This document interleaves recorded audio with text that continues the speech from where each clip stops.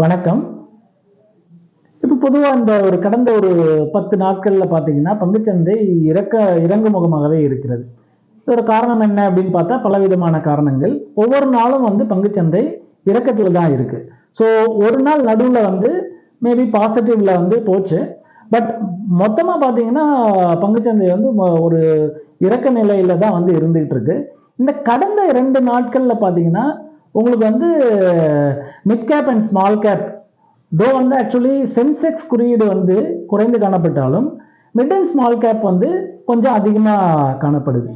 So இதை நினைச்சுக்கிட்டு முதலீட்டாளர்கள் முதலீடு பண்ணலாமா அப்படின்னு பார்த்தீங்கன்னா, கொஞ்சம் வெயிட் பண்ணி அந்த பங்குச்சந்தையோட அந்த குறியீடுகள் மிட் அண்ட் ஸ்மால் கேப் எப்படி இருக்கு அப்படிங்கிறத பார்த்துட்டு முதலீடு பண்ணணுமே ஒழிய, இது ஆக்சுவலி என்ன அப்படின்னு சொல்லிட்டு பார்த்தீங்கன்னா, இந்த டெட் கேட் பவுன்சிங் அப்படின்னு சொல்லுவாங்க. அதாவது அந்த பங்குச்சந்தை இன்னும் இறங்குமா அப்படின்னு கேட்டீங்கன்னா, இந்த மிட் அண்ட் ஸ்மால் கேப் இன்னும் மேலும் இறங்குறதுக்கு உண்டான வாய்ப்புகள் தான் அதிகமாக இருக்கு.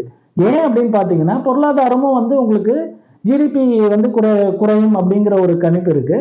ரெண்டாவது பார்த்தீங்கன்னா, உங்களுக்கு இந்த அமெரிக்க அதிபர் உங்களுக்கு நாளுக்கு நாள் ஒரு ஸ்டேட்மெண்ட் கொடுத்துட்டு இருக்கிறதுனால, உங்களுக்கு அந்த பொருளாதார தடைகள் அது இது விதிக்கிறதுனால எப்படி என்ன மாதிரி மார்க்கெட் இயங்கும் அப்படிங்கிறது கணிக்கிறது ரொம்ப ரொம்ப கடினம்.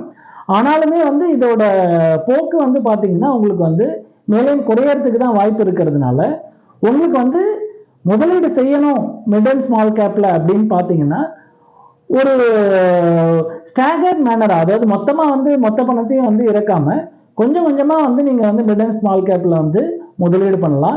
ஆனா பொறுத்திருந்து முதலீடு பண்ணுவது அப்படிங்கிறது மிகவும் சிறந்ததா இருக்கும். அடுத்த வாரம் எப்படி மார்க்கெட் இருக்கும் அப்படின்னு பார்த்தீங்கன்னா, யாராலையும் ப்ரெடிக்ட் பண்ண முடியாது. பட் இதே நிலைமை தொடர்ந்தாலும் தொடரலாம். ஆனால் மார்க்கெட் மேல வருமா அப்படின்னா அதுவும் தெரியாது.